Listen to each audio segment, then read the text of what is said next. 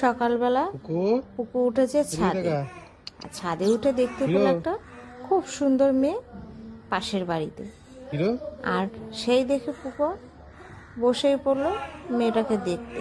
আর এদিকে মেয়েটাও দেখছে যে কে এত সুন্দর একটা ছেলে। কিন্তু যাই হোক, এত সুন্দর ছেলে তো কি হয়েছে। পুকু ওর পাপাকেও বললো যে একটা মেয়ে এসছে। আর পাপাও জিজ্ঞাসা করলো কে। আর এদিকে পুকু দেখছে পাশের বাড়ির মেয়েটাকে। আর ওই যে মেয়ে চলে গেল, মেয়েটা কোনো পাত্তাই দিল না। এত সুন্দর ছেলে আমার পুকু, কত সুন্দর হ্যান্ডসাম বয়, কিন্তু পাশের বাড়ির মেয়েটা ওকে পাত্তাই দিল না। আর তার মাঝখানে এলো লুনা। লুনা এসে দেখছে যে কি করছে। আর এই যে দেখেই যাচ্ছে মেয়েটা একটুখানি যদি পাত্তা দিত তাহলে কতই না ভালো হতো বলো। আর এদিকে মেয়েটা পাত্তাই দিল না। পুকু মন খারাপ করে বসে পড়ে এলো।